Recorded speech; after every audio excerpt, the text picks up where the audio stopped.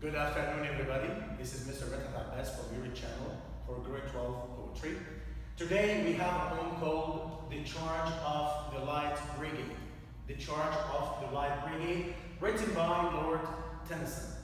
Of course, this poem actually is based on a real battle, which is the Battle of Balaclava, in a war called the Crimean War. This was between England and Russia. And of course, the Russian troops won at the end of the day. But you still remember the question I asked you before, which counts for heroism? Is it sacrificing or success?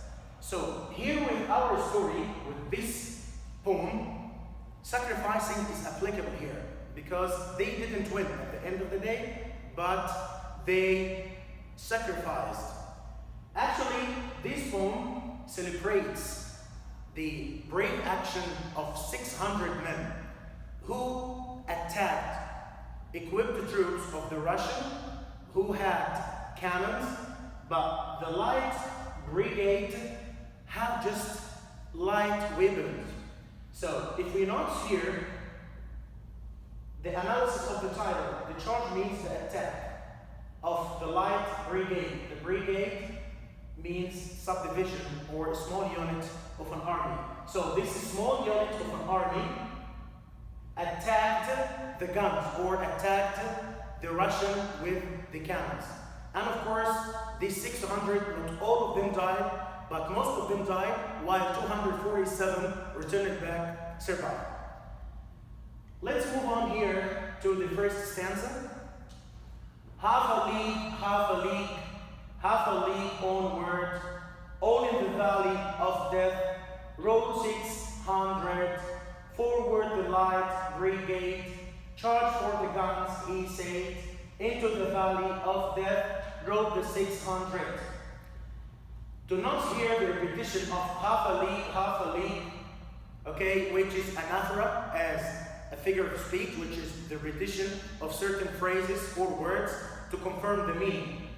Here, he capitalized the word death to show it as a character in the poem that dominates and overwhelms and haunts the poem itself. Rode 600, also it's repeated here to show the number of these brave men who charged or who attacked the equipped Russian people with cannons. So here in this stanza, he wants to say that this brigade or these 600 people attacked the Russian who were equipped with cannon and of course charged for the guns. The guns here means the people with cannons who were the Russians, and into the valley of death. Actually, valley of death here is not literally meant, but it's figuratively used. In other words, it's biblical reference, religious reference related to the Bible and Christianity. So they have this kind of concept that people who will die for the sake of God, of course God will meet them there. The valley of death. And again, death is capitalized to show that it has the upper hand here and it threatens the group of people who will die later on. And of course, he ended up the stanza with rode the 600. This kind of repetition again and again to show you that they went on without any kind of hesitation. The 600 of them. The second stanza here. Forward the Light Brigade, was there a man dismayed? Not though the soldiers knew, somewhat had blundered. There is not to make a reply, there is not to reason why, there is but to do and die, into the valley of death rode the 600. Again here, with the second stanza, he moves on to a different point, which is that someone among this unit, among this brigade, committed a blunder. Blunder means fatal mistake. Outnumbering and outgunned. This led them, of course, to have just one chance, which is to move on and fight. no way to retreat back. So, without asking why, or without replying to this kind of mistake which is made by one of them, they completed to march on and on to the valley of death. Again, rode the 600 without any kind of hesitation, because they have just one concept, which is to obey commands, to go for duty. One of the themes of this poem, of course, is duty. How you obey commands and how you go for your duty. Duty is everything for a soldier. Maybe from a different point of view, for us as ordinary people, we cannot understand this concept of duty. But the soldier knows well what duty is. That's why they marched on without any kind of hesitation for duty. It was like a trap for them, but they decided to go and never retreat back. If we note here some of the figurative language, we cannot not knew, na. Of course, we're seeking here, yes, alliteration. That's right. Alliteration, the same sound, not the same letter. So here, the sound na, and here also the sound na, regardless the K letter. Okay? How can we pronounce it? Na, new. And here, not. So not, new, na. This is alliteration. Alliteration, one of the little devices in a poem. It gives, of course, internal music to the lines. So, for the third stanza, cannon to right of them, cannon to left of them, cannon in front of them, volleyed and thunder, stormed at with shoot and shell. Boldly they rode and well into the jaws of death, into the mouth of hell rode the 600. Here he gives us a specific and close description to what happened. They were surrounded by cannons everywhere, to the right, to the left, in front. So in front means that they were attacking, and they were facing the cannons in front of them. It was like a trap, as I mentioned. Thunder here gives you this sense of a storm. The fire that came out of the cannons with the shoot and shell, the small bullets and the huge explosions were somehow violent, somehow destructive and noisy at the same time, and gives you again the sense of a storm. Here he added this kind of adverb, boldly. So they were bold. They were daring to do this again and again without any kind of hesitation.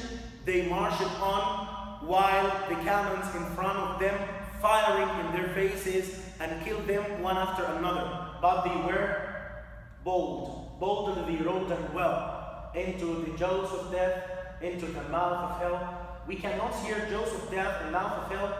It's a kind of personification.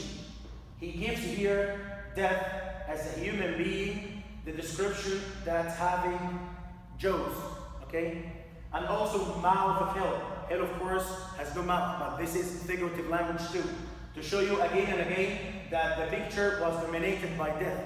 Death has the upper hand here and was threatening and getting rid of the brigade. And again, he ended up the third stanza as usual, wrote the 600 to show that there was no hesitation on that. The fourth stanza, flashed all their sabres bare, flashed as they turned in air, sabering the gunners there, charging in an army while all the world wandered, plunged in the battery smoke. Right though the line they broke, Cossack and Russian reeled from the sabre stroke, shattered and sundered, then they rode back, but not the 600. So he moved on describing the beginning and now the middle of the action. As you know, this is what kind of poem? Is it lyric or narrative? This is narrative poem, which has a beginning, middle, and end. Now we reach the beginning, and also we are almost to the end of it. Now they started to use their sabers or their swords to load with, or to load, or to put them inside the cannon, which is a heroic action, of course. They want to stop firing the cannons.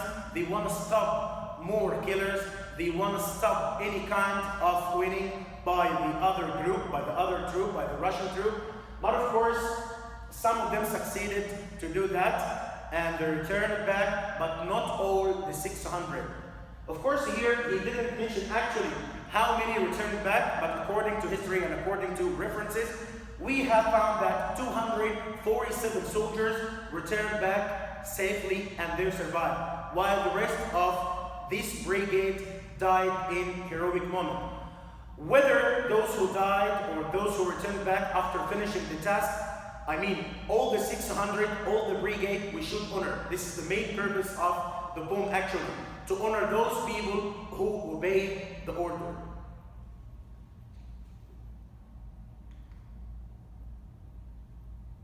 The fifth stanza, we can find here a kind of repetition for the first 4 lines, but it's different here. I will tell you how. Cannon to right of them, cannon to left of them, cannon behind them. On the third stanza, cannon in front of them, because they were attacking. But now, cannon behind them, because now they are retreating back. They're going back. Volleyed and thunder, the same storm effects. Stormed at with shoot and shell, again, small bullets, huge explosions. Why horse and hero fell? Of course, horse and hero fell because of the fire. How big was the fire, the intensity of danger they were facing. They that had fought so well came through the jaws of death. Again, the same description, the same personification here. Back from the mouth of hell. All that was left of them, left of 600. So now they have accomplished the task, and of course not all of them succeeded, but the 600 left. He means here by left that some of them left dead and some of them left survived. The last stanza, the 6th one. When can their glory fade? All the while the charge they made, all the world wondered. Honor the charge they made, honor the Light Brigade, noble 600. So for the first time in the 6 stanzas, he ended up with noble, notre, just to add valuable description to this brigade who did a heroic action, of course. And he said here that the whole world was wondering from, or astonished from this kind of heroic moment with these people. And as I told you, ordinary people cannot understand the concept of duty, while soldiers know well what duty is. This is what makes the gap in understanding, and this is what makes the difference in understanding the concept of duty actually. So he mentions here that this kind of glory will never fade, this kind of glory will be kept for generations. So we should honor those people who sacrificed for their own country, for their own duty, even if not all of them returned back, or even at the end of the day, they didn't win the battle of Balaclava. Moving on very quickly to the themes: warfare, courage, death, duty, respect and reputation. All these are themes, topics mentioned, or the poem was waved around these kind of themes or these topics: warfare, courage, death, duty, respect, and reputation. Of course, the tone here is heroic. We can add also the tone was respectful. The tone was serious too.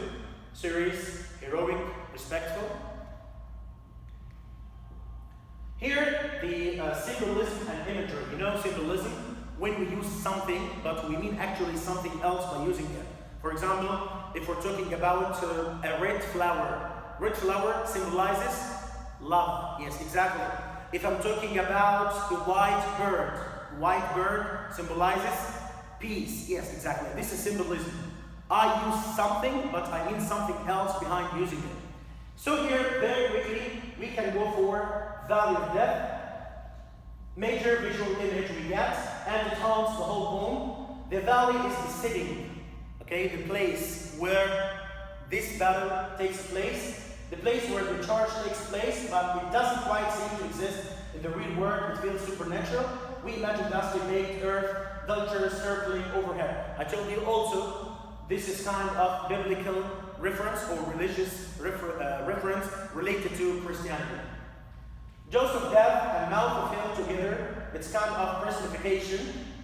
It's an important technique here because it turns death into a kind of character in this poem. It's not just the name of a valley anymore, it becomes a living thing, ready to gobble these guys up. We think it's key to note that Tennyson capitalizes the word death, another way to emphasize its importance, as I mentioned previously in the video. Here also the word death, which is capitalized, remind us with the word sweet, which was capitalized to the cast and going to the word. It was capitalized there, the word sweet I mean, just to show how important this lady was to his heart. He loved her so much. The same here, death, was very important because it was dominating the poem. It has the upper hand in this poem too. Mouth of hell is not an exception. Still talking about personification of death that has also mouth of hell. Here's another major personification. Note that it's not different from Joseph death. Tennyson moves in little steps here and often loops back to the same image over and over, making tweaks each time. To complete, we're not sure how hard to push this one, but here goes before. We knew that Light Brigade thought this poem had something to do with actual light. Okay, the word light, or any single and each word in literature, in arts, poetry, novels, supposed to have or bear a lot of interpretation or explanation, because everyone has to prove it. For example, the word Light Brigade, maybe because they were having such light weapons like swords, and that's it. Also, maybe the word light refers to the daylight because the battle itself took place during day. Maybe this light is a kind of heavenly light, came from heaven just to celebrate the heroism. So we have a lot of stuff related to the word light. Whatever you write, you need to prove it. I mean, if you want to stand by any of these explanations or these interpretations, you need to prove it yourself. This kind of argumentative, as you know, argumentative style. Guns and cannons here are a key image for the enemy. Whenever he mentions in the poem the word guns or cannon, of course, they refer to enemy and how they were equipped. They were heavily equipped. So it was unbalanced war, of course. Those people who have light swords and those who have cannons and guns. So the result is known previously in advance. These sabers, I'm talking about the swords, Light Brigade carriers, are a great symbol of their heroism. Exactly. They have sabers, and at the same time, they succeeded to sacrifice, and they succeeded to stop some of the cannons from being fired, which is heroism actually. And the power. On one hand, there is something novel and a little crazy about charging a cannon with a sword. Yeah. On the other hand, they do some real damage with these sabers, at least according to Tennyson from his point of view. And as readers also, we can imagine the situation. If a little sword stops a cannon from being charged, this is a complete success. Even if the battle itself wasn't won by the English people at the end of the day. Thank you very much. This is the end of our presentation today. I hope that you enjoyed and study well. Have a good day. Bye-bye.